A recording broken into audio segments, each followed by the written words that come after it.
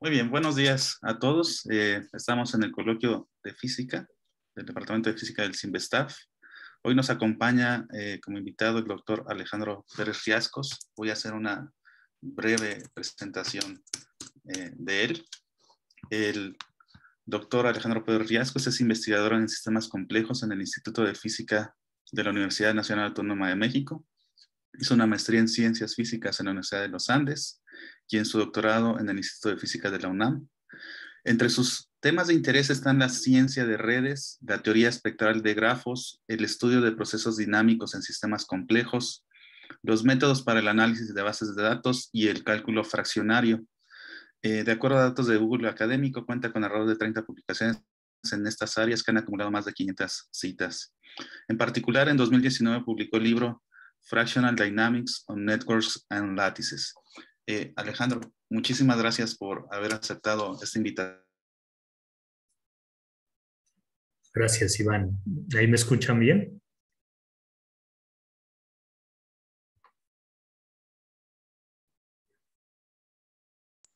Sí, sí se escucha. A ver. No, yo...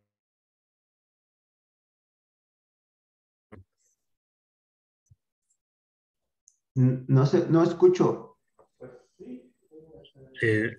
Alberto, ¿tú escuchas? Ah, ya escucho. Bueno, Iván parece que lo perdimos en la comunicación, pero Sí, si me escuchan sí. bien, podemos seguir. ¿Sí? Y Adelante, espero... sí, adelante, Alejandro. Bueno, espero que Iván ya se conecte de nuevo. Bueno, pues muchas gracias a todos ustedes por estar aquí. Para mí es muy grato participar en este coloquio del Departamento de Física. Hola, Iván, ¿ya volviste? Perdón, perdí mi conexión. ¿Dónde me perdieron? Perdón. No, alcanzamos a escuchar hasta la parte final del libro. Perdón, entonces muchas gracias, Alejandro, por tu presentación. Te dejo continuar. Bueno, gracias, Iván.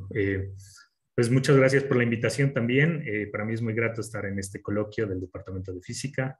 He estado un par de veces en su Departamento de Física y de verdad me entusiasma mucho estar aquí con ustedes.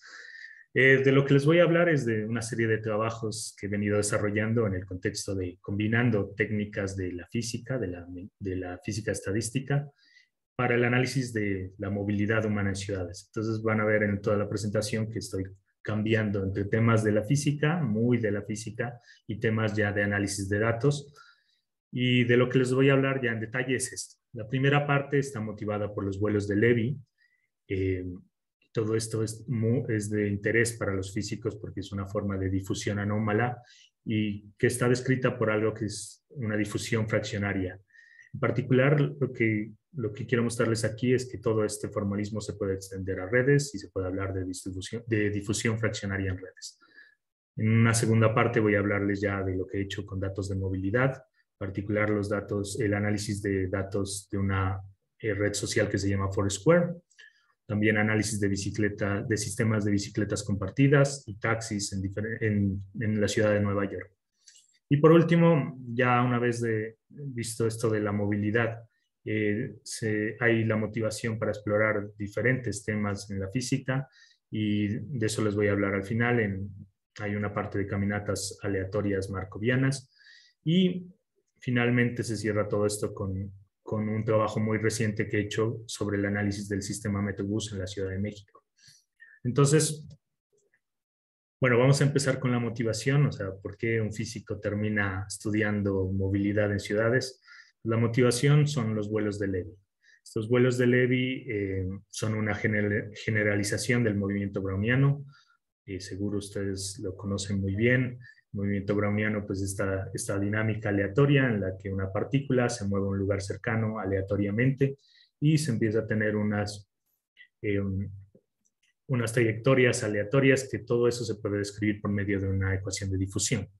Eso ha sido ampliamente estudiado, pero lo que ha sido menos estudiado es este tipo de dinámica en la que un desplazamiento puede aparecer con una probabilidad, un desplazamiento delta L en este caso puede aparecer con una probabilidad que va como una ley de potencias inversas. Entonces esto, dependiendo del beta, pues permite que eventualmente hayan saltos muy, muy grandes, en un desplazamiento muy grande.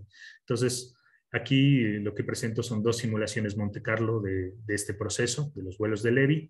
En rojo está una simulación, en negro la otra, y vean que eventualmente aparecen estos desplazamientos muy grandes, pero por lo general lo que domina es algo muy parecido al movimiento browniano. O sea, hay desplazamientos locales que se interrumpen por estos desplazamientos grandes.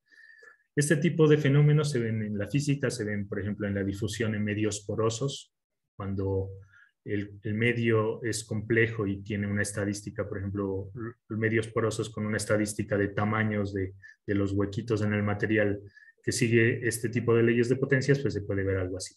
Y ya en otras aplicaciones, en ecología, pues han encontrado que los monos araña, por ejemplo, en Yucatán, se mueven en esta zona y justo al tener las trayectorias de cómo se mueven, pues se ve cosas de este tipo. ¿Sí? Estos son datos reales para el movimiento de un mono, de cómo busca comida. Y vean que a veces hay desplazamientos muy, muy grandes y cuando encuentra una zona con comida se queda ahí, no gasta energía moviéndose a otras zonas y eventualmente tiene de nuevo otros desplazamientos grandes. Y al hacer toda la estadística para muchos monos, pues lo que se encuentra es este tipo de leyes de potencias. Entonces esto ya se conoce muy bien en la ecología, hay muchos animales que hacen esto y esa es la motivación que tengo para entrar en este tema, que justo detrás de esto hay un montón de matemáticas interesantes, en particular lo de la ecuación de difusión.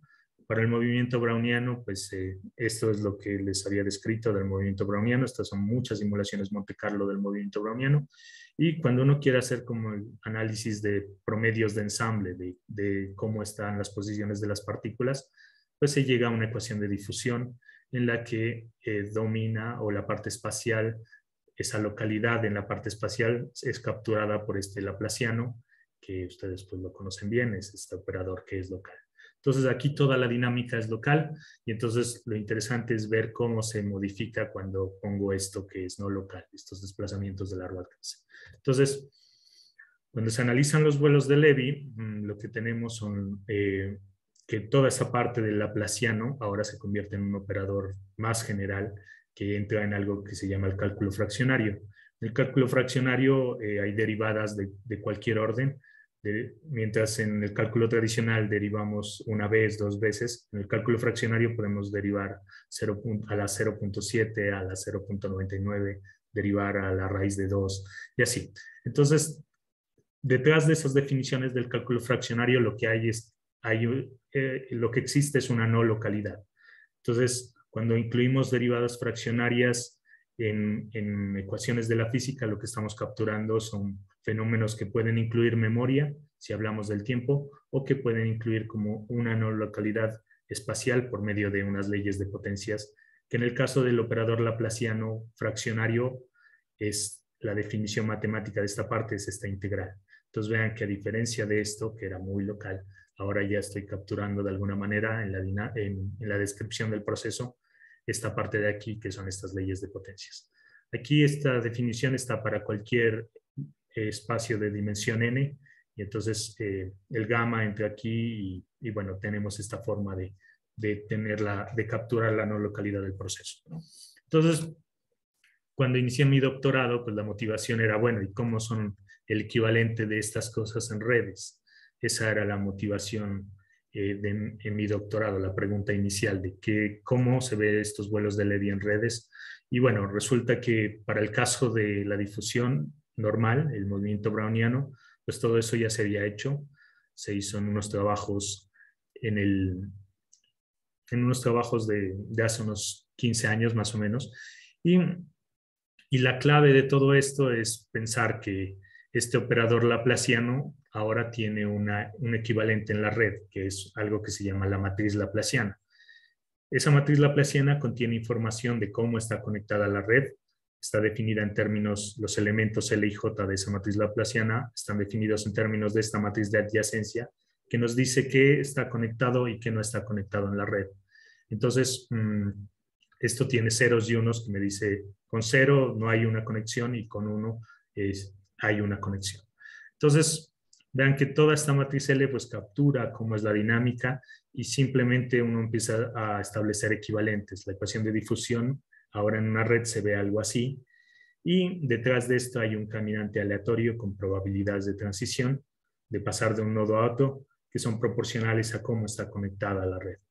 Este factor de aquí esto de aquí es una forma de normalizar esto para que todas las probabilidades estén entre 0 y 1 y sumen 1.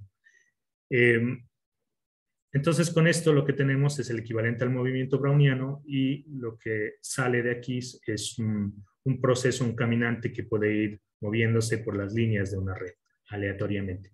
Por ejemplo, si un caminante aleatorio está en 2, pues con probabilidad medio puede pasar a 3, o con probabilidad medio puede pasar a 1. Lo interesante fue que si hacíamos esto, o sea, después de explorar muchas cosas de cómo es el equivalente de este operador, esto de aquí, lo que encontramos es que había una forma sencilla de hacer esta operación, que era elevando la matriz laplaciana del movimiento anterior, del movimiento browniano. Si se le eleva una potencia gamma, donde gamma está entre 0 y 1, ya teníamos algo que son los vuelos de Levy. Y en esos vuelos de Levy, pues sí habían desplazamientos de largo alcance en las redes, y entonces ya se puede hablar de una difusión fraccionaria. Y lo que logramos con este formalismo es encontrar una definición de este tipo de procesos en redes. Y bueno, pues ese es un campo gigantesco, lo publicamos en el 2014 por primera vez. Este operador lo introdujimos en este trabajo en el 2014, y pues eso nos ha dado para seguir investigando, y lo que tenemos es este artículo. A ver, déjenme ver si aquí lo puedo cambiar la presentación. Ahí. Todo esto nos ha dado para seguir investigando las propiedades de ese operador laplaciano fraccionario, qué es lo que hay detrás, cómo es la dinámica, y esto, pues toda esta investigación la hemos publicado en un libro que salió en el 2019. Esto fue en una colaboración liderada por el profesor Tomás Michelich, que está en la Universidad de la Sorbona, en París. Y bueno, esto es un campo muy, muy grande, y lo que les quiero mostrar es una simplificación de esto para empezarlo a conectar con la movilidad humana en las ciudades. Entonces, ya sabíamos que en los monos, moviéndose en la selva, pues hacían estos vuelos de Levy. La pregunta era, bueno, ¿será que en una ciudad se da algo similar? Entonces, con eso empezamos a trabajar, a introducir modelos de caminantes aleatorios, en particular un modelo en el que un caminante aleatorio puede decidir entre moverse a sitios cercanos. Eso de los sitios cercanos está definido por un radio R alrededor del lugar inicial, del lugar donde está el caminante aleatorio. Y entonces, si está dentro de esta distancia R, no le importa la distancia y puede ir con igual probabilidad a cualquiera de estos sitios cercanos. Pero si está muy, muy lejos el sitio, entonces, o mayor a esta distancia R, aquí van a actuar los vuelos de Levy y va a haber una ley de potencias. Y todo esto se puede definir con un proceso estocástico, con una ecuación maestra y unas probabilidades de transición de esta manera, en las que se tiene en la parte de distancias menores a R, se tiene este proceso que es independiente de la distancia, y a largo y para desplazamientos grandes se tiene esta parte que es muy parecida a los vuelos de Levy. Entonces, vean que cuando se hacen las simulaciones Monte Carlo de esto, por ejemplo, si elijo un alfa igual a 3 aquí, entonces tengo algo así, que es muy parecido a los vuelos de Levy, pero ya no es en el continuo. Son puntos en el espacio, aquí lanzamos 2000 puntos en el espacio, y tenemos el caminante aleatorio que va decidiendo cómo moverse, si es algo local o no local con vuelos de Levy, y va decidiendo cómo moverse aleatoriamente, y se tienen trayectorias de este tipo. Cuando uno hace la estadística de muchas simulaciones de esto, pues lo que se ve es que sí, en la primera parte sigue una ley de potencias, pero luego, dado que esto está en un espacio finito, pues se ve que esto se va cambiando y decae, simplemente por el efecto de un tamaño finito en la zona en la que se mueve el caminante aleatorio.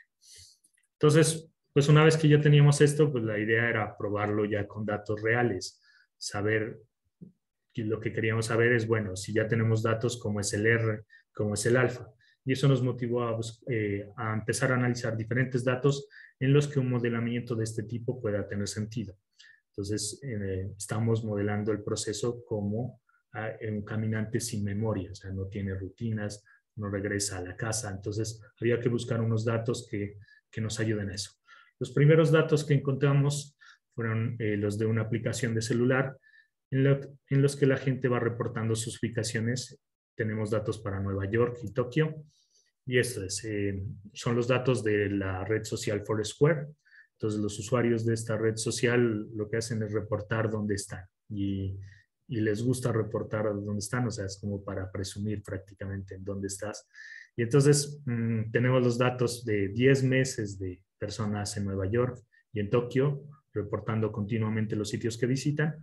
Para Nueva York tenemos los datos de 1,037 usuarios y para Tokio de 2,291 usuarios.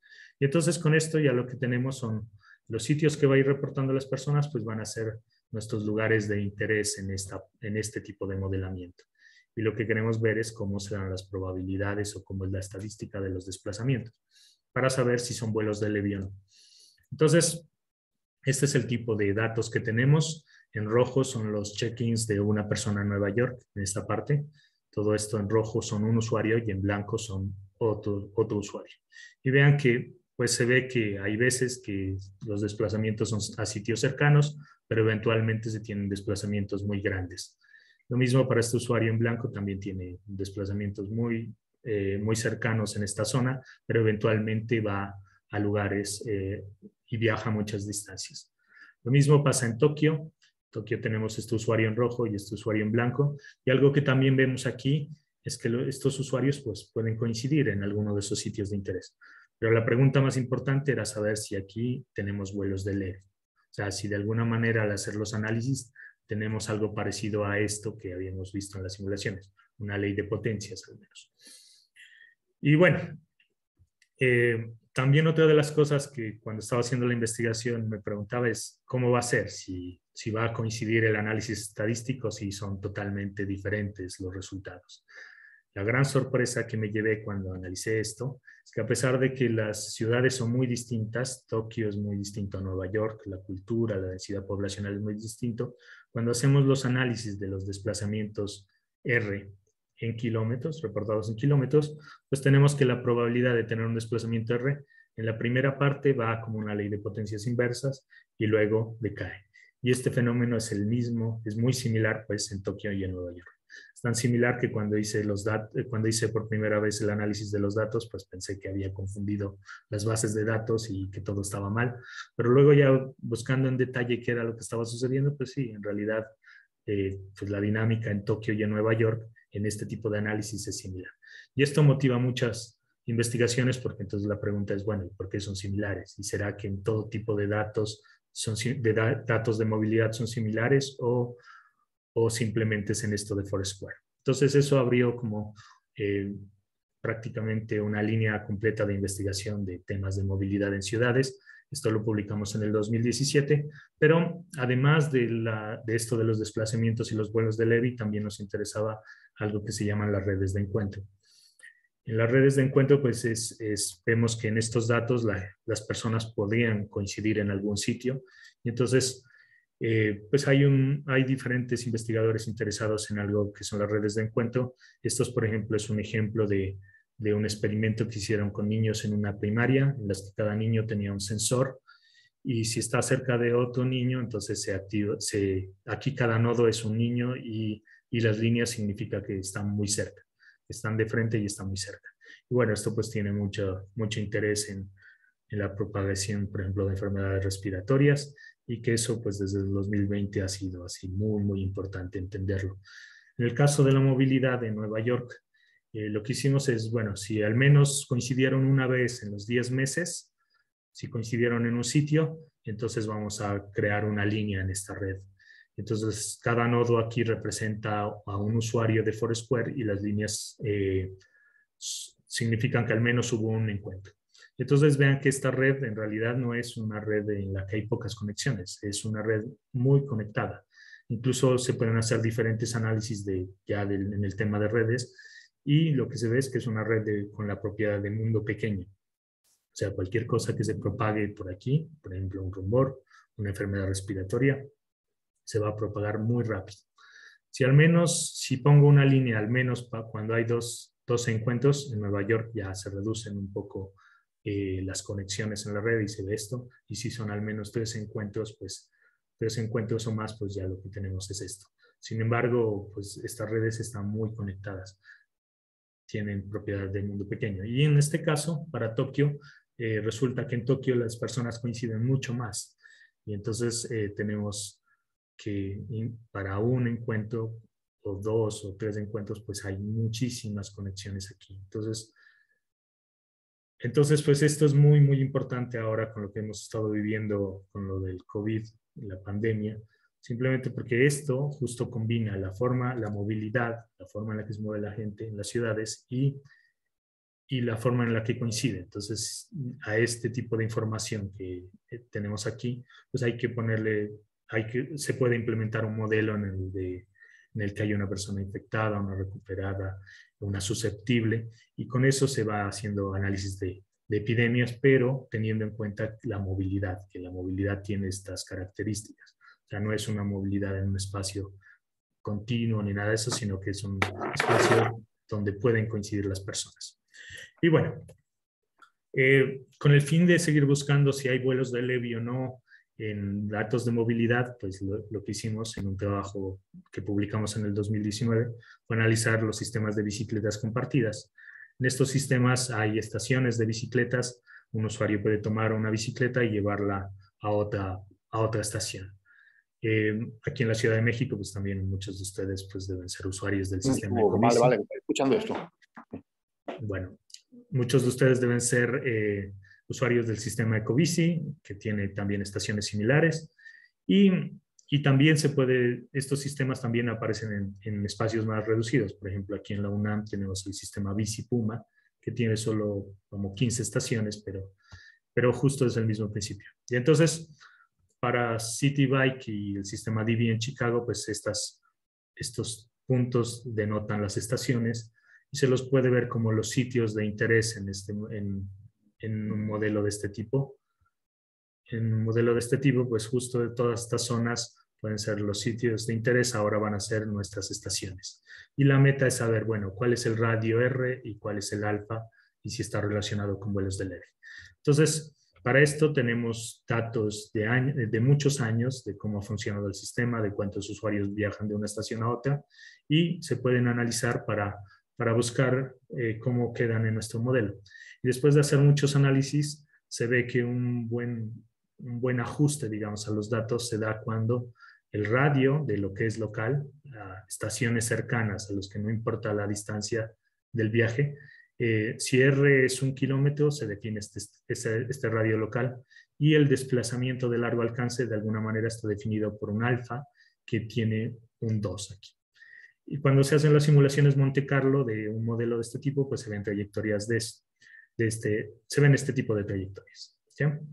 Entonces, pues la idea era, para confirmar que esto estaba bien hecho, pues lo que hicimos fue hacer simulaciones Monte Carlo de estos procesos y compararlos con los datos. Y la comparación de esto da estos resultados. Entonces, lo que se ve es que, por ejemplo, los datos para Chicago están en rojo y los datos de nuestro modelo de simulaciones Monte Carlo están en azul. Y entonces vean que pues en una buena parte los datos sí se ajustan. O sea, un modelo de este tipo con 1 kilómetro en la parte local y un desplazamiento de largo alcance tipo vuelo de Levy con esta alfa igual a 2, pues son una buena aproximación a los datos. Lo mismo ocurre para Nueva York, pues se ve esto, incluso es mejor en esta parte. Se ve que coincide muy bien. Entonces, gran parte de la dinámica en un sistema de bicicletas compartidas pues tiende a seguir lo de los vuelos de Levy. Sin embargo, para seguir probando esto y ver qué sucede, tuvimos acceso a una base de datos de viajes en taxi en la ciudad de Nueva York. Tenemos más de 1.000 millones de datos, son datos recolectados entre el 2009 y el 2015, y más o menos son 150 millones de viajes al año. Entonces, vean, así se ven 1.000 millones de datos de viajes de taxi. Lo que hicimos fue partir a Nueva York en cuadritos de 100 por 100 metros y hacer las cuentas de cuántos taxis salen de uno de esos cuadritos y cuántos taxis llegan a uno de esos cuadritos. Sin la necesidad de un mapa, aquí no hay ningún mapa, solo los datos, se forma esto, porque tenemos muchísimos datos y entonces con diferentes colores tenemos el número de viajes que llegan o que salen de un lugar en particular. Entonces vean que aquí ya se empieza a ver toda la estructura de la ciudad. Esta zona es la zona de Manhattan, la que siempre sale en las películas, Central Park, todo esto, pero se ven se ven también todas las calles que están en Nueva York. Esto de aquí es el aeropuerto de John F. Kennedy, este es otro aeropuerto, La Guardia. Y en el caso de los orígenes de los taxis, pues están como, se ven muy bien las calles, sin embargo, los destinos ya están en toda la ciudad, ya son más dispersos en toda la ciudad y entonces se ve esto. Entonces, con esto, lo que quisimos fue ver si este modelo funciona, esto de viajes cercanos y viajes lejanos con vuelos de Levy, y resulta que una buena aproximación a los datos se da cuando este entorno local, que en las bicicletas era 1 kilómetro, ahora para los taxis resulta que es 2 kilómetros. Entonces, a 2 kilómetros, los viajes en taxi no importa mucho si está muy cerca, a 200 metros o a 2 kilómetros. Todo esto se hace, estos desplazamientos se dan son independientes de la distancia en el viaje. Pero los desplazamientos de largo alcance tienen una estructura muy parecida a los vuelos de Levy y es con un alfa también igual a 2, como lo habíamos visto en las bicicletas. Además, 50% de los datos están en esta parte, o sea, 50% de los viajes son locales o cercanos y 50% son parecidos a los vuelos de Levy. Y cuando hacemos las simulaciones con alfa igual a 2, así como en las bicicletas, y R igual a 2, esto es lo que obtenemos. Con triángulos negros están los datos simulados y con rojo están los datos reales. Y hay unas partes que no se capturan, pero esto al ver en detalle qué estaba sucediendo, lo que pasaba era que los aeropuertos tienen un comportamiento muy particular. O sea, justo los viajes que van desde Manhattan hasta el aeropuerto, al John F. Kennedy o hasta al aeropuerto de La Guardia, esos tenían una forma diferente, ya no son vuelos de Levy, y aquí entonces vemos diferencias en esto. Sin embargo, pues gran parte de los datos pues, se captura con un modelamiento de este tipo. Y bueno, entonces tal vez algunos de ustedes van a decir, pero ¿cómo si las personas no se mueven así al azar? ¿Sí? No son, los changuitos puede que se muevan al azar porque si ya les da sueño en alguna parte, se pueden quedar a dormir ahí y no hay problema. Pero en las personas hay rutinas, tienen que volver a un trabajo, tienen que volver a la casa. Y entonces, ¿cómo es que está funcionando esto?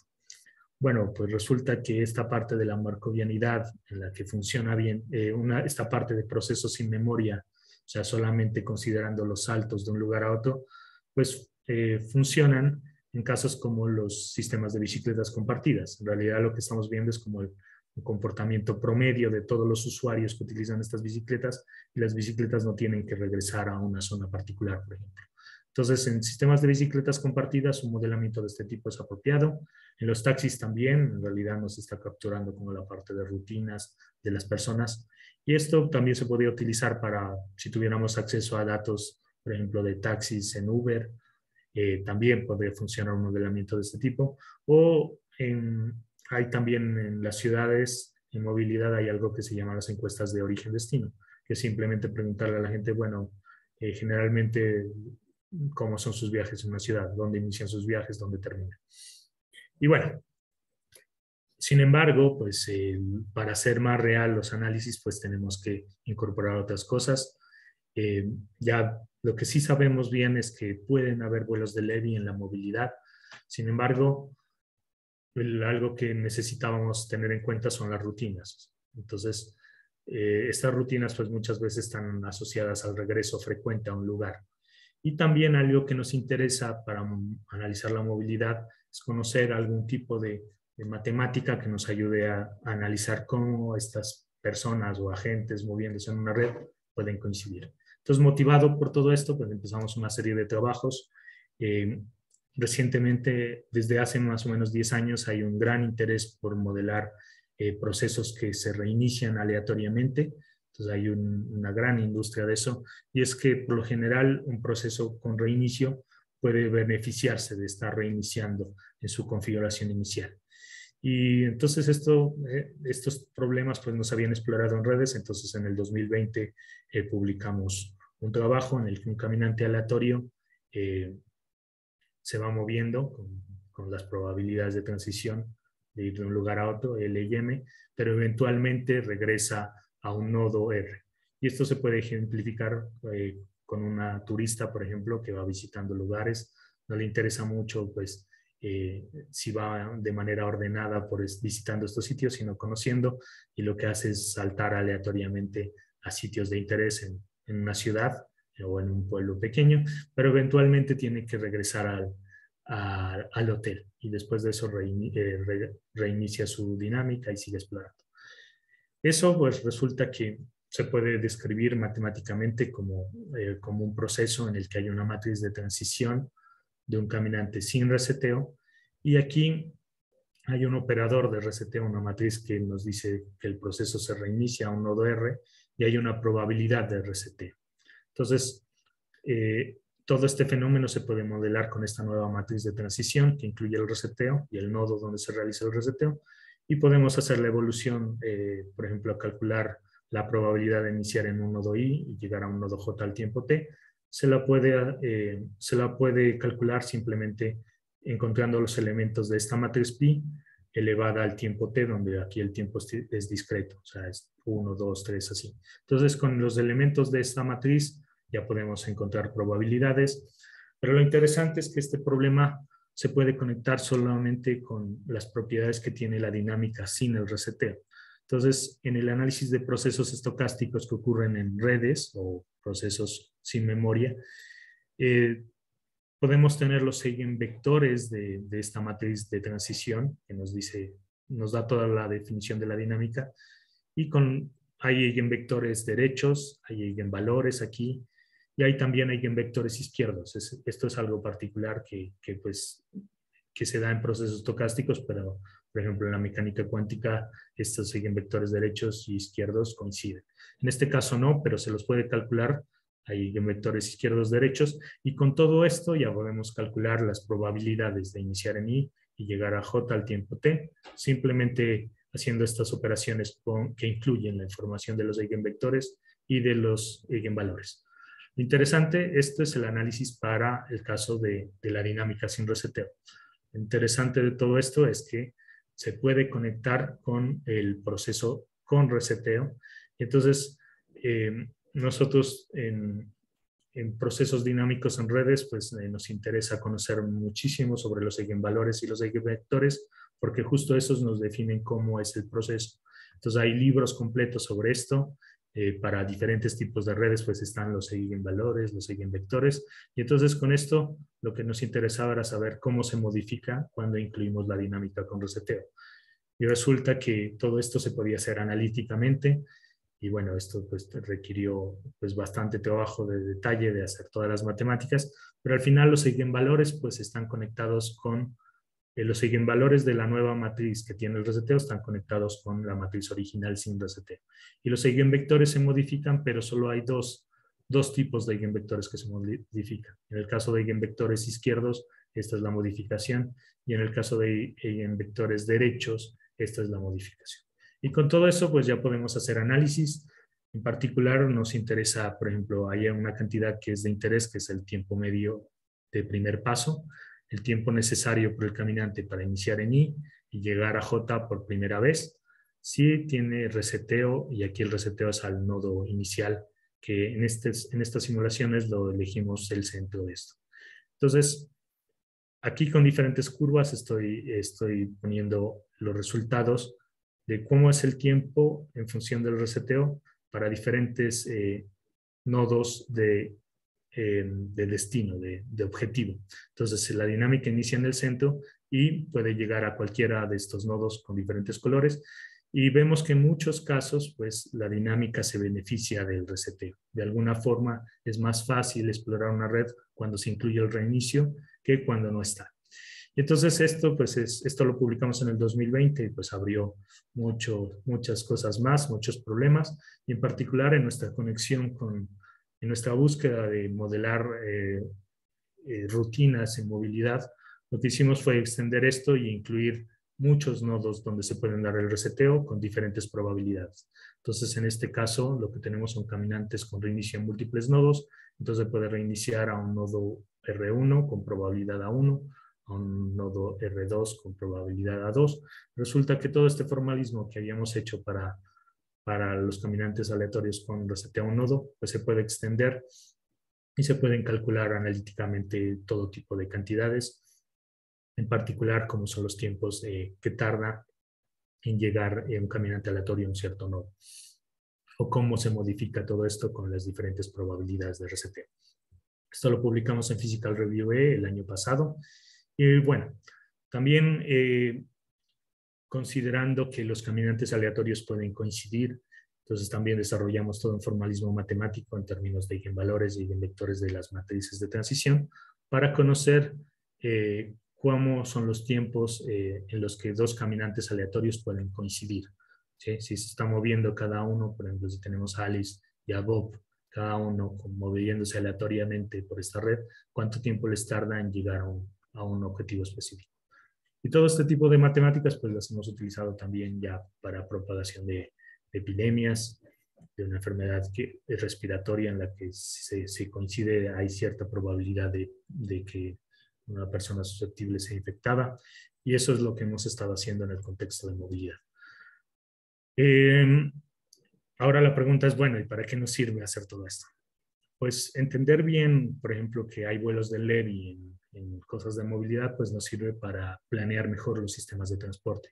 Por ejemplo, para diseñar estrategias que incluyan el hecho de que hay desplazamientos que son locales a una zona cercana y desplazamientos no locales. Por ejemplo, se puede hacer tarifas diferenciadas. Si es únicamente un desplazamiento que se mueve a lugares cercanos, pues tiene este tipo de tarifa. Si es no local, puede ser otro tipo de tarifa. Y en general, cada sistema de transporte tiene problemas muy particulares.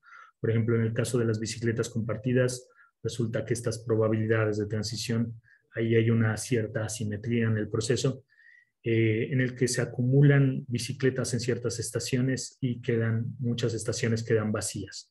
Entonces, la gente que opera estos sistemas debe estar reorganizando las bicicletas, llevarlas de un camión desde las estaciones que están llenas a las estaciones vacías.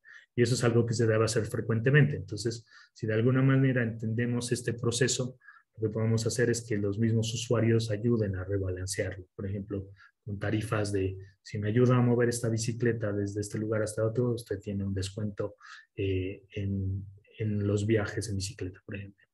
O cosas así. Entonces, pero todo eso va a requerir, por ejemplo, analizar los datos. También, como les mencioné, pues si entendemos muy bien cómo es la movilidad en ciudades, pues podemos modelar mejor epidemias, saber qué es lo que se debe hacer. Por ejemplo, esto de que decían en el inicio en el 2020, esto de aplanar la curva, de cerrar ciertos lugares en los que llega mucha gente. Pues ese tipo de cosas, si uno tiene la estadística de cómo se mueve la gente, pues se pueden hacer de manera mucho más eficiente.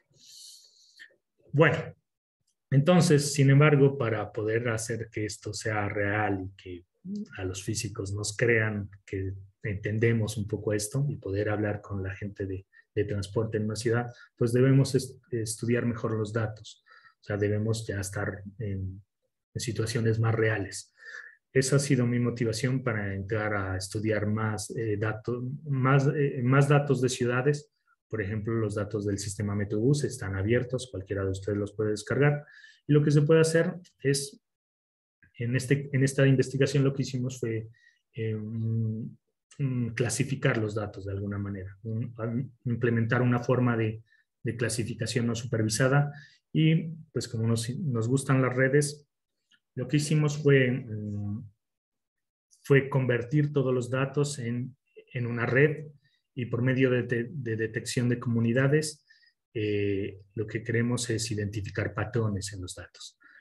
La detección de comunidades es muy común en ciencia de redes. Si se hace, por ejemplo, el análisis de una red social, lo que se va a encontrar es que hay un grupo, por ejemplo, de personas que son los familiares de una persona, los otros son amigos del trabajo, los otros son amigos de la universidad, y así se va organizando la red en grupos muy específicos. Entonces, esto es lo que queremos hacer, aplicar algoritmos estándar a nuestra base de datos convertida en red para ver si estos grupos tienen sentido o no. Entonces, con eso lo que hicimos fue descargar muchos datos del sistema Metrobús. Se tiene acceso a las coordenadas y velocidades de cada bus activo en el sistema. Esto es lo que se ve cuando uno descarga los datos una vez. se tienen todas las posiciones de los buses a la hora que uno hace la descarga, y con diferentes colores les muestro la velocidad que tienen los buses. Entonces estos datos se actualizan cada 30 segundos y se envían de nuevo a un servidor donde se puede descargar todo esto. Y lo que hicimos fue descargar datos por 383 días. Lo hicimos desde febrero del 2020 hasta abril del 2021. Y con esto lo que tenemos son alrededor de 200 millones de datos, ¿ya? Entonces ya teníamos muchos datos para ver si podíamos aplicar esto. Bueno, entonces para convertir en una red todos esos datos, lo que hicimos fue analizar por dónde se mueven los buses. Hicimos un mapa de dónde se mueven los buses con los mismos datos y un mapa de calles. Hicimos esto y lo que hicimos fue dividir toda la parte de donde se mueven los buses, la dividimos en 214 segmentos o polígonos. Un zoom de esta zona es esto, entonces así se ven los polígonos. Esto ya en distancias puede ser, cada polígono puede tener de largo 1 o 2 kilómetros, que están delimitados también por las estaciones en el sistema Metrobús. Y bueno, con esto entonces tenemos todos estos polígonos que cuando vayamos a representar esto como una red, estos van a ser los nodos de una red. Ya una vez dividido todo esto en segmentos, lo que hicimos fue hacer la estadística de las velocidades en cada uno de los segmentos. Recuerden que solamente tenemos acceso a datos de posición de los vehículos y de velocidad de los vehículos. Entonces podemos hacer conteos de velocidad, como aparecen, con qué frecuencia aparecen cada una de las velocidades, y entonces para cada segmento tenemos una curva de este tipo. Entonces aquí ya tenemos muchas curvas, con cada color estamos representando el número del segmento, y entonces aquí tenemos 214 curvas de distribuciones de velocidad de los vehículos en el sistema Metrobús. Y entonces para convertir todo esto en una red era importante comparar cada una de estas curvas, si son parecidas o no, si las velocidades en un segmento se parecen con otra, y hacer la comparación de todos los segmentos con todos los segmentos. Entonces, para comparar distribuciones de probabilidad, pues hay una herramienta que es muy importante, que es la distancia de Kullback-Leibler. La distancia de Kullback-Leibler es como una especie de entropía relativa, se la utiliza en teoría de la información, y es una cuasi distancia entre dos distribuciones de probabilidad. Y aquí lo digo como cuasi distancia porque en este caso la distancia entre P y Q es diferente a la de Q y P. Sin embargo, pues se puede simetrizar todo esto y llegar a una comparación de todas estas curvas para crear una matriz que nos diga cuánto es la distancia entre cada una de las curvas de velocidad. Y con eso, si elegimos un criterio para decir, bueno, si son muy parecidas hasta cierto valor h, vamos a conectarlas en una red, y si no, y si son mayores h ya las consideramos diferentes y no las conectamos en una red. Con diferentes valores de ese criterio límite para decir que está conectado y que no, pues podemos definir diferentes tipos de redes. Esta es la parte que está muy conectada en una red. Esto en teoría de redes se llama la componente gigante. Y entonces vemos que si h es muy pequeño, estamos como siendo muy restrictivos a la hora de comparar un histograma con otro, pero si vamos aumentando el h ya vamos incluyendo muchas conexiones, muchos segmentos se van a empezar a aparecer, y tenemos este tipo de redes, digamos. Para este caso, si h es igual a 0.5, tenemos esto con pocas conexiones. Luego para h igual a 0.1 tenemos esto. Y para este h ya tenemos esto. Y como les había dicho, lo que queremos es de alguna manera convertir esto, aplicar a esto detección de comunidades y ver qué es lo que sucede. Y bueno, para una de las redes que les mostré, la de h igual a 0.357, resulta que la detección de comunidades define dos grupos. Hay dos comunidades.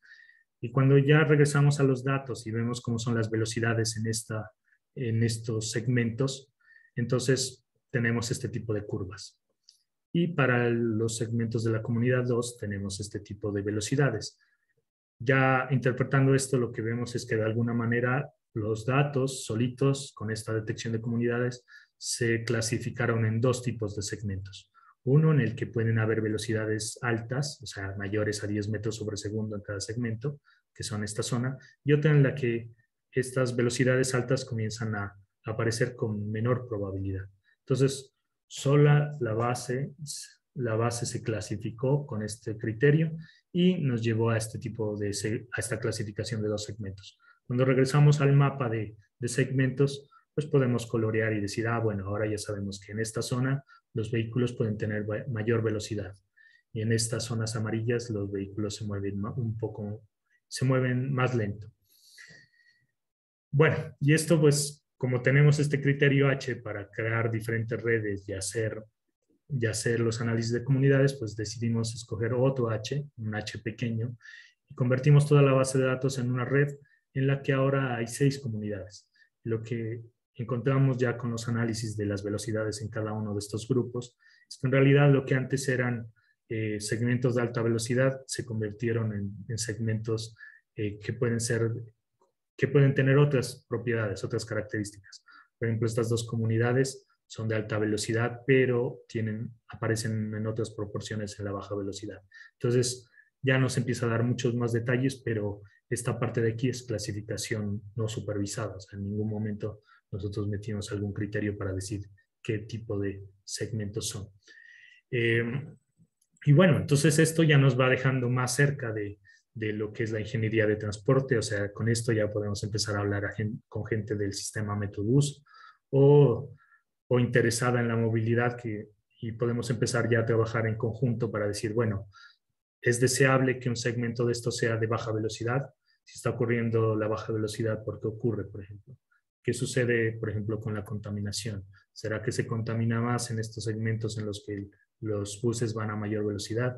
¿Qué se puede hacer? Si se puede de alguna manera mejorar el sistema donde ocurre el tráfico más lento, donde ocurre que el sistema empieza a tener problemas. Todo eso, pero todo eso ya no es de la ciencia de datos, aquí era una forma de clasificar únicamente los datos y que empieza a involucrar más a la ingeniería de transporte. Y entonces esto se publicó en enero del 2022, entonces es un trabajo muy reciente y en esto estamos. Sin embargo, pues ya nos empieza a conectar con cosas más reales. Ya no estamos hablando tanto de los vuelos de Levy, sino de todo el funcionamiento de un sistema de transporte y bueno, estamos avanzando en esa dirección.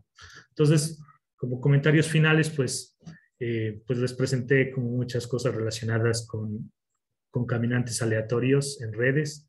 De esto publicamos el año pasado un artículo de revisión. Ahí están todos los detalles de los cálculos, de cómo se hace con eigenvalores, eigenvectores, cómo se calculan y cómo se calculan los tiempos medios de primer paso y otras medidas que ayudan a caracterizar la dinámica en estas estructuras. Entonces lo pueden ver aquí en detalle también. Si les interesa la parte del transporte fraccionario, pues de eso tenemos todo un libro. Lo pueden encontrar en diferentes bases de datos de las universidades, pero también si les gustó mucho este tema y quieren ver este libro, pues también me pueden escribir a mi correo y yo se los puedo enviar con mucho gusto o cualquiera de los artículos de esto. También si desean discutir más sobre estos temas, también me pueden contactar y podemos hablar en detalle de esto. Finalmente, el comentario general es que como físicos, todas estas herramientas de la física pues las podemos convertir a cosas que nos ayuden a entender mejor, en este caso, la dinámica en ciudades y la complejidad de espacios urbanos. En mi caso he aplicado métodos de la física estadística, sin embargo, también se pueden hacer otras analogías, por ejemplo, con la electricidad, el transporte de cargas, por ejemplo. Y pues prácticamente todo lo que hacemos los físicos pues podría implementarse en este tipo de análisis. Entonces, eso es el mensaje que quiero compartirles y les agradezco mucho por su atención. Muchísimas gracias, Alejandro. Esta plática muy interesante, muy bonita. Por favor, a todos los presentes les pido, por favor, que abran su micrófono y les demos un aplauso a Alejandro. Gracias.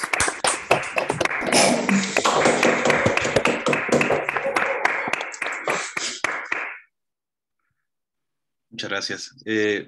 Entonces pasamos a la sesión de preguntas y veo algunos micrófonos abiertos. Ricardo, ¿veo tu micrófono abierto?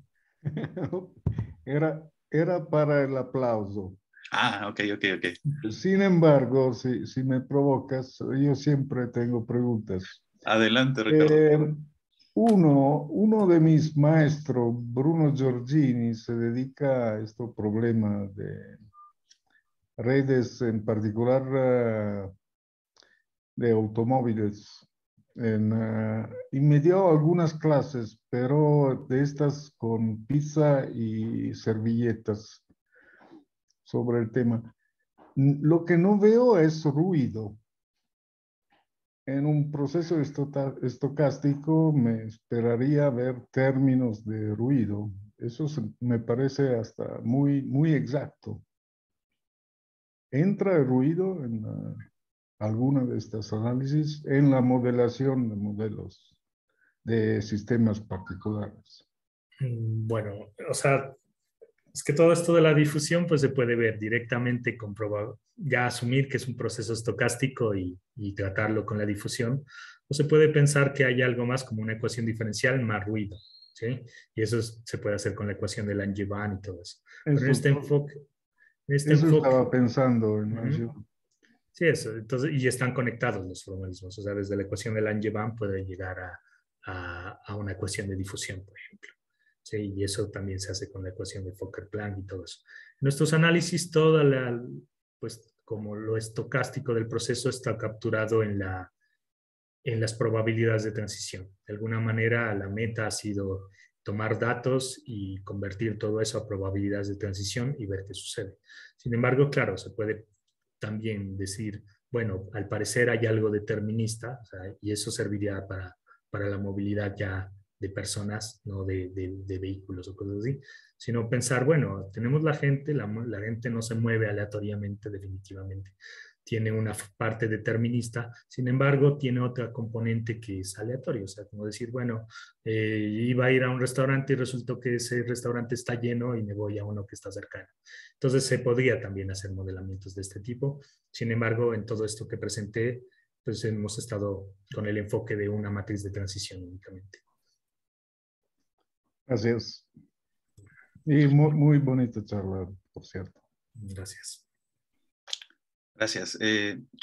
Seguimos en la sesión de preguntas. Están invitados los estudiantes locales, externos, profesores a preguntar. Si no pueden alzar su mano, pueden abrir su micrófono. Y pues mientras la gente se anima, yo tenía un par de dudas, Alejandro. Por allí presentaste un Monte Carlo, una comparación con datos de la parte de las bicicletas, ¿no? De la movilidad de las bicicletas. Y no ajustaba totalmente bien entre el modelo y los datos. Sin embargo, por ejemplo, para taxis se modelaba muy bien y la parte que no se modelaba lo identificabas que eran los del aeropuerto, ¿no? ¿Sí? Sí. Entonces, pero tú fijaste, digamos, la distancia. Digamos que si se cambia la distancia, ¿esto podría ajustar mejor o hay un problema en la modelación de entrada? ¿O cómo interpretas esta discrepancia? Al menos en Chicago, al parecer, o sea, hay algo en los desplazamientos muy largos que no está capturando esto, ¿sí? Entonces, no sé qué es lo que está pasando, pero a ver. O sea, aquí pueden haber los desplazamientos que sean muy grandes que no obedezcan a los vuelos de Levy, que se requiera incluir algo más. En los taxis es muy claro porque cuando vimos a dónde llegaban esos taxis que no estaban que no entraban dentro del modelo, era muy claro que eran los aeropuertos. Pero en el caso de Chicago en particular no hemos descubierto qué es.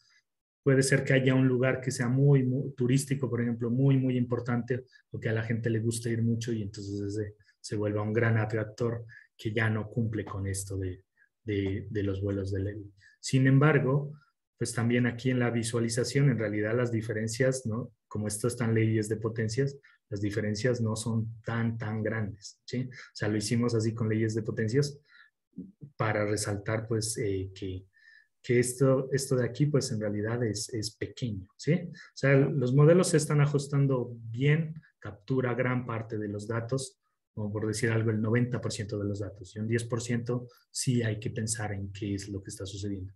Y en Nueva York, en el caso de las bicicletas en Nueva York, pues sí se ve que es mejor, ¿no? Sin embargo, también en la parte de desplazamientos cercanos puede que haya algo más. O sea, esto de pensar que es totalmente constante a sitios cercanos puede que no sea puede que necesite alguna modificación, pero la parte gruesa de los datos sí está capturada. Eso era como lo importante. Y ahí ya puede entrar otro. Ahí da para pensar en qué otras cosas están sucediendo en este proceso. Ok, gracias. Veo una mano alzada de Pablo Roche. Sí, gracias. También me gustó mucho.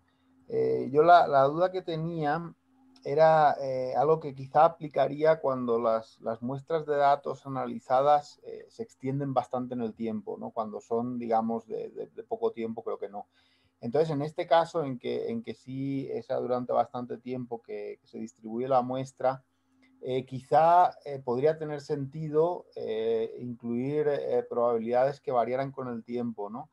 Entre conexión entre nodos, ¿no? Y pensaba, por ejemplo, en lo de las bicicletas, pues cuando hace mucho frío, cuando llueve mucho, o en las epidemias pensaban que, bueno, pues puede aparecer una nueva variante que se contagie más o ese tipo de cosas, ¿no? Entonces, ¿esto está ya tenido en cuenta o se puede tener en cuenta fácilmente? Sí, mira, por ejemplo, para el caso del sistema Ecobici, tenemos acceso a 10 años de datos. Y entonces en 10 años ha cambiado el sistema, se agregaron nuevas estaciones, se han probado diferentes tipos de tarifas, diferentes reglas de operación, que por ejemplo, al parecer en los primeros años de Ecobici aquí en la Ciudad de México, había como que el usuario podía tener la bicicleta por mucho tiempo, pero luego ya se puso como una regla de 45 minutos en el servicio. Bueno, hay muchas variantes y entonces sí, definitivamente esto de la probabilidad se lo puede ver como algo que puede ir cambiando, también depende de la temporada en el año. En el caso de los taxis, se podría, si uno lo hace en diferentes meses, se podría ver algunos cambios, pero no tanto en las distancias. Al parecer las distancias, pues la gente, en las distancias es muy estable esto de las distribuciones de probabilidad de las distancias, pero en la parte de los tiempos, a qué horas la gente toma los taxis, cuánto tiempo viajan en los taxis, eso sí cambia. Eso lo hemos visto que cambia. En las bicicletas también depende mucho de si es de lunes a viernes o si es los sábados y los domingos, cambia mucho. Pero ya cuando se lo ve en un proceso acumulado en un año, ya las características estadísticas no son tan cambiantes, excepto en estos 2 últimos años. O sea, ahora una de las cosas que estamos haciendo es ver cómo cambió toda la movilidad justo cuando en los diferentes meses de los últimos años, del 2020 y 2021. Y entonces ahí las conclusiones pueden ser, bueno, ¿y qué le pasó a una ciudad? ¿Qué le pasa a una ciudad cuando hay todo este tipo de crisis? ¿Sí? Eso es lo nuevo que estamos explorando. Pero sí, debe cambiar en el tiempo. Perfecto, muchas gracias. Gracias. Muchas gracias a ti, Pablo. ¿Alguien más quiere preguntar? ¿Puede abrir su micrófono directamente? Si no, voy a hacerte otra pregunta, Alejandro. En esta dinámica espectral donde introduciste el reseteo, encontraste una solución analítica y solamente de flashazo, ¿no? De verlas así. Me recordó mucho las soluciones, ¿no? De cuando haces teoría de perturbaciones. Realmente en el fondo es algo, el problema, al menos matemático, es parecido. Sí. A ver, vamos a ver. Mira, yo no estaba tan ambicioso a resolver el problema del reseteo, así que ya salga todo. Lo que quería era decir el efecto de pequeño reseteo y irme justo con la teoría de perturbaciones, así como mecánica cuántica. Lo único es que aquí hay que tener en cuenta que son vectores derechos, izquierdos, pero empezar a hacer los cálculos. Y hice mi corrección con teoría de perturbaciones, pero resultó que era exacto. O sea, que yo podía cambiar, poner cualquier gama entre 0 y 1 y la solución era exacta. Entonces, resulta que este reseteo, en realidad esta matriz de reseteo o la perturbación, digamos, aquí la perturbación es muy particular, es como si le pusiera a la matriz una fila de puros unos en el nodo, en una entrada R.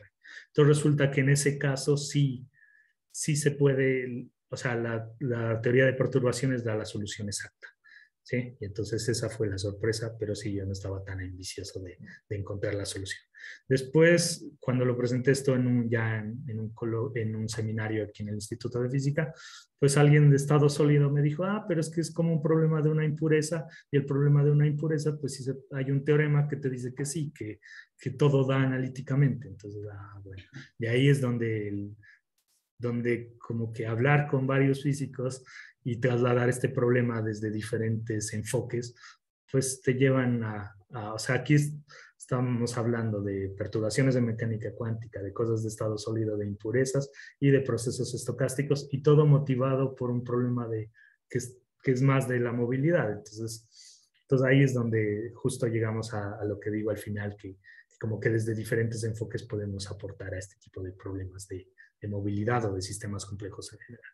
Entonces sí, es teoría de perturbación. Con teoría de perturbaciones te vas a dar la sorpresa de que la solución encontrada es exacta. Gracias. No es una aproximación. Perfecto. Por favor, si alguien tiene preguntas, puede abrir su micrófono. Yo tenía una última pregunta, Alejandro, si me permites. En este análisis de datos del Metrobús, noté que pues básicamente estás usando los datos durante la pandemia, ¿no? Sí. Y la caracterización, bueno, mi pregunta es si la caracterización que haces es extrapolable a, pues ahora, ¿no? Que la movilidad se va a escalar, tal vez. Bueno, Por mira, mucho. esto lo publicamos en Scientific Reports, salió hace un mes, ¿no? Y entonces esto es el trabajo de maestría de un estudiante, lo empezamos en febrero del 2020. Entonces cuando empezó la pandemia dijimos, no, pues tenemos la oportunidad perfecta para ver qué pasa con la movilidad, cómo se la va afectando. Lo que pensábamos era que iba a ir evolucionando todo el proceso, pero al hacer la estadística y todo, aquí hay más análisis, y cuando hacemos la estadística de cómo son las velocidades y todo, pues vemos que en los diferentes meses, aunque hubo la pandemia y todo, las velocidades de los vehículos son similares, ¿sí? Cambian muy poco. Aquí también graficamos el número de vehículos activos en el sistema, y claro, en mayo del 2020 se redujo muchísimo la actividad, pero gradualmente, bueno, creo que no estoy compartiendo la pantalla, que a ver, voy a ver si la puedo compartir. Sí, porque estoy hablando de otra cosa que no están viendo. Mira, estos son los datos que están en el artículo en Scientific Reports. Okay. Esto es, a ver, aquí está el artículo, se lo puede descargar, es de acceso abierto, está Open Access, entonces se puede ver. Pero esto es lo que te estaba comentando. Y entonces, al hacer la estadística para diferentes meses durante la pandemia, esto nos lo pidió uno de los referees, en realidad. O sea, nos dijo, no, pues que hubo no sé si se enteraron, hubo una pandemia, pudo haber cambiado la actividad. Pero cuando hacemos esto, se ve que no cambia. Esa es una de las conclusiones del trabajo, es que en este sistema, por tener carriles exclusivos, los conductores de los vehículos en ningún momento cambiaron su forma de operar los vehículos. O sea, siempre se movieron igual, incluso si la ciudad estaba vacía, porque en mayo del 2020 había muy pocos carros en las calles, e incluso muy pocos vehículos en el sistema. Entonces aquí se ve el número de vehículos activos. En febrero y en marzo del 2020 estaba la operación normal, y después se redujo mucho, y bueno, hasta abril del 2021, que fue este análisis, pues ya se ve que se llegó como a una nueva forma de operar todo el sistema. Ya no es como antes. Pero lo que vemos es que en cuestión de velocidades sigue igual. Y por eso esta descripción de histogramas, de segmentos y todo esto no cambia también. Y por eso se puede hacer esta caracterización. Pero es porque el sistema tiene carriles exclusivos, y porque los conductores pues están capacitados para conducir de cierta manera en ciertas zonas. Entonces, si empezamos a analizar, por ejemplo, datos de taxis o de Uber, por ejemplo, esto va a ser muy dinámico, y ahí vamos a tener que verlo como una red temporal que se va reorganizando a diferentes horas y respondiendo a la movilidad de toda la ciudad. Entonces eso es. Sí, el número de semáforos o densidad de semáforos no ha cambiado con la pandemia. Uh-huh. También, pero sí cambió como la densidad de vehículos. Eso es para los otros, para el otro tipo de vehículos, no para los de Metrobús. Para Metrobús parece que así vaya, así vea No, todo. estoy pensando al Metrobús solamente, porque eso es lo que... Eso, entonces cambió, los semáforos y todo están igual, no creo que se hayan sincronizado de otra manera, porque eso es muy difícil, pero se los dejó iguales, sin embargo la densidad de vehículos bajó Sí. y entonces, sin embargo, los conductores siguieron operando igual. Y la estadística de velocidades se ve igual, excepto en algunas partes. Entonces, justo, por ejemplo, aquí en estas estaciones cerca de la Universidad Nacional Autónoma de México, este segmento sí cambió un poco las velocidades. Y es porque esas estaciones ya se cerraron y pues entonces los vehículos ahí ya se movían de manera diferente porque no tenían que parar a recoger usuarios de la UNAM. Pues. Entonces eso lo pueden ver en detalle en el artículo en el que hay segmentos en los que la velocidad nunca cambia y hay otros en los que sí cambia. Y para eso también tenemos una medida para saber cómo cambió. O sea, aplicamos esto de la distancia de Kullback-Leibler para saber cómo cambia las velocidades, los histogramas en cada uno de los segmentos. Eso. Para mí una relativa sorpresa es que yo estudié un poco la estadística de Levy como una curiosidad. No tenía la menor idea que tenía aplicaciones en algo tan interesante. Sí, en sistemas complejos todo esto de distribuciones de Levy aparecen frecuentemente y por eso tenemos que echar mano del cálculo fraccionario para, justo entra bien esa herramienta del cálculo fraccionario para incorporar en derivadas todo esto que se ve con la estadística. Por ejemplo, si se hacen análisis de las fluctuaciones en la bolsa de valores, pues eventualmente hay estos fenómenos extremos de que se desploma o por alguna especulación las acciones suben muchísimo y siguen esta estadística. Hablando como teórico, en general soy un fanático de localidad, de descripciones locales. Pero en este caso me parece que es una no localidad controlable. Y eso me parece muy interesante. Sí, porque de alguna manera, o sea, podemos continuar con nuestras técnicas de, por ejemplo, transformadas de Laplace, de Fourier y todo, pero estamos ya metiendo un problema no local. Con su twist. Eso, y aparecen ya estos exponentes que ya no son 1, 2, sino un gamma que va entre 0 y 1 y cosas así. Entonces sí, estoy de acuerdo contigo, es controlable. O sea, nuestros métodos, los que nos gustan, por ejemplo, la transformada de Fourier se mantiene y seguimos haciendo cosas dentro de los métodos que utilizamos frecuentemente. Bueno, gracias otra vez. Aquí, pues, de nuevo, creo que no veo manos alzadas, no veo que alguien abra su micrófono, entonces creo que es buen momento para agradecerle a Alejandro de nuevo, Alejandro Pérez Riascos, por esta charla. Por favor, un aplauso para él. Bueno, pues muchas gracias a ustedes, gracias Iván por la invitación. Espero algún día poder ir presencialmente y que sigamos hablando de todos estos temas. Ojalá que sí, ojalá ya más allá del próximo semestre ya podamos tener totalmente abierto a las charlas, ya con varios asistentes en nuestro auditorio, que lo tenemos muy abandonado. Muchísimas gracias de nuevo. Gracias a todos, que estén muy bien. Hasta luego. Adiós a todos. Hasta luego.